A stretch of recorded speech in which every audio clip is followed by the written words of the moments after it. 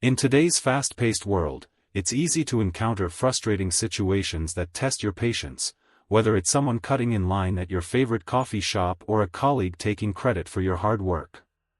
How do you react? Do you let anger get the best of you, or do you remain calm and collected? If you're interested in finding a better way to handle these situations, this video is for you. Today, we're diving into an ancient philosophy that can transform how you deal with difficult people, stoicism. But before we dive in, don't forget to like, subscribe, and leave a comment below. We'd love to hear your thoughts on how you handle tricky interactions. Now, let's get into it. Imagine you're standing in line at your local coffee shop, patiently waiting your turn. You've been there for a solid 10 minutes, and just as you're about to place your order, someone cuts in front of you, completely ignoring your presence. How would you react? Would you confront them angrily? Would you quietly stew in silence, letting the frustration build up? Or, is there a better way to handle such moments? Today, we're going to explore an ancient philosophy that offers a powerful approach to dealing with selfish people, stoicism. This isn't just some abstract, dry theory.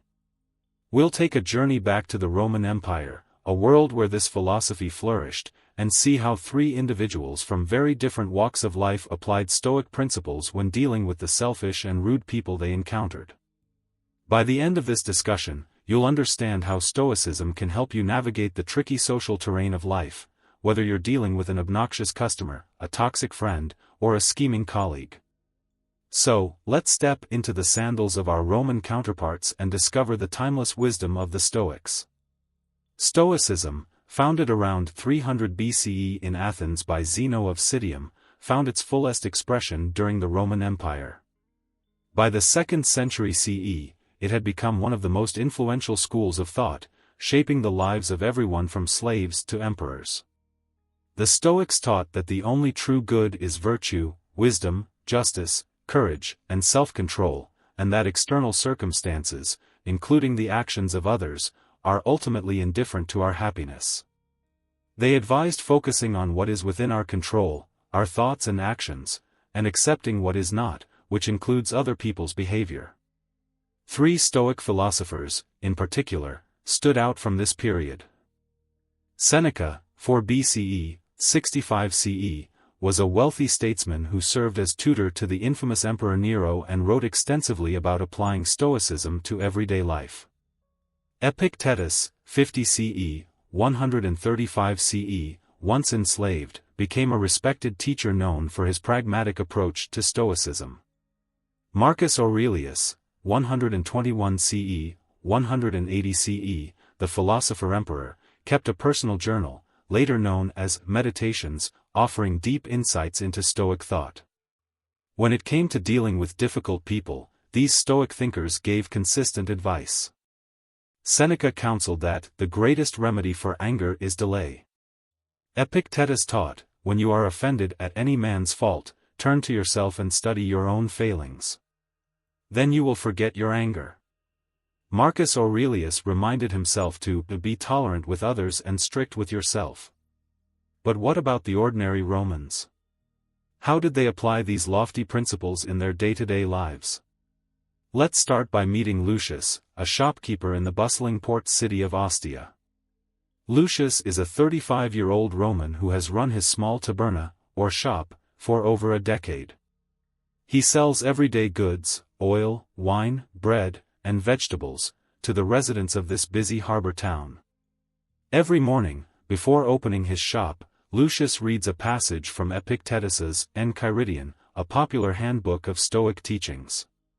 Today's passage reminds him, it is not he who gives abuse or blows who insults, but the view we take of these things as insulting.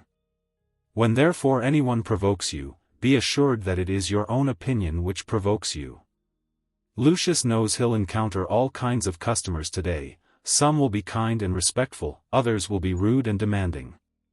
But he's prepared. Later that afternoon, when a wealthy merchant rudely demands priority service, cutting in front of other customers, Lucius remains calm. He politely explains the need for fairness in serving his customers, focusing not on the merchant's behavior, but on his own ability to remain composed. Now, let's turn to Valeria, a wealthy Roman matron who faces her own set of social challenges. Valeria is 40 years old, born into privilege and married to a senator. Despite her wealth, her life is full of complex social obligations. Valeria begins her day by reflecting on the Stoic teachings she discovered through the philosopher Musonius Rufus, who was known for his progressive views on women's education. She reads from his writings, "Not men alone but women too have a natural inclination toward virtue and the capacity for acquiring it." Strengthened by these words, she prepares for her day, which includes overseeing a vast estate and managing dozens of enslaved workers. Today, Valeria finds herself irritated by a recurring issue. Quintus, one of her husband's friends, has been helping himself to expensive wines from her cellar without permission. In the past, such behavior would have flustered her, leaving her unsure of how to respond without offending a social equal. But drawing on Stoic principles, Valeria remains composed. She confronts Quintus calmly, expressing her concerns without anger or resentment. Rather than letting his selfishness disturb her peace of mind, Valeria uses the moment to reinforce her own boundaries and maintain control over her emotions.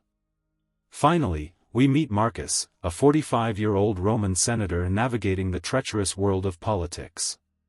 Despite his high status, Marcus faces numerous challenges, especially from colleagues who prioritize personal gain over the welfare of the Republic.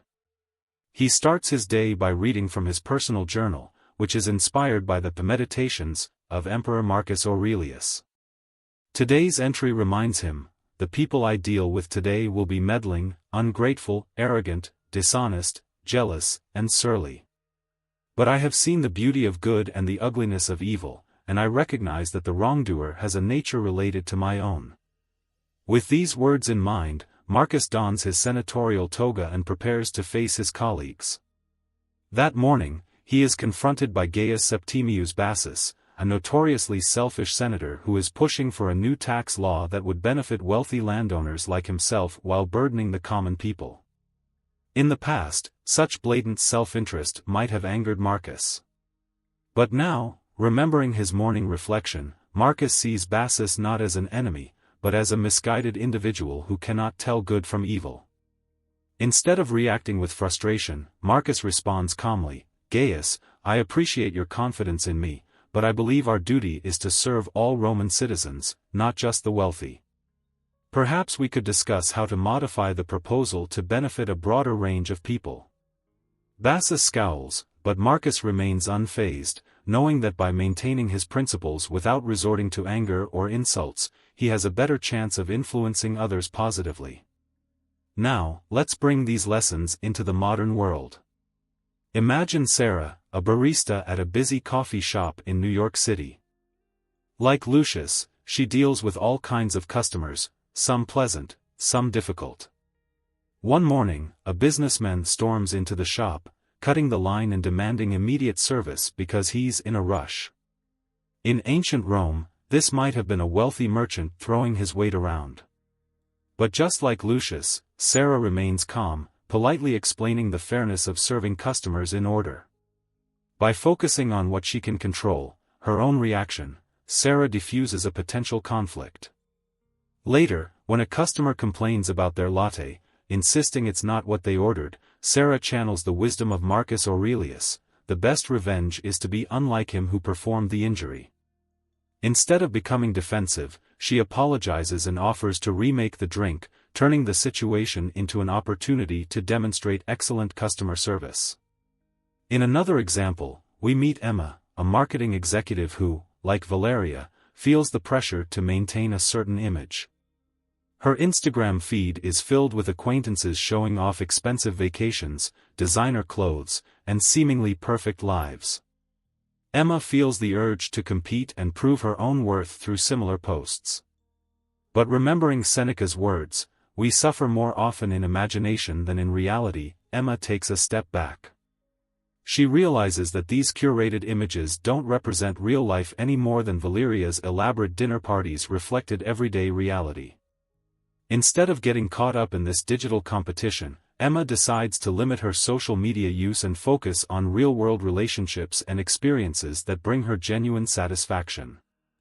Ultimately, Stoicism teaches us that while we cannot control the actions of others, we can always control how we respond. Whether you're dealing with a rude customer, a selfish colleague, or the pressures of modern life, the Stoic approach offers a path to serenity, wisdom, and grace. By focusing on what is within your control, your thoughts, actions, and reactions, you can maintain your peace of mind even in the face of selfish behavior. As Marcus Aurelius reminds us, you have power over your mind, not outside events. Realize this, and you will find strength. So, the next time you encounter someone who tests your patience, remember that you have a choice. Will you let their behavior disturb your peace of mind, or will you channel your inner Stoic and respond with calm reason?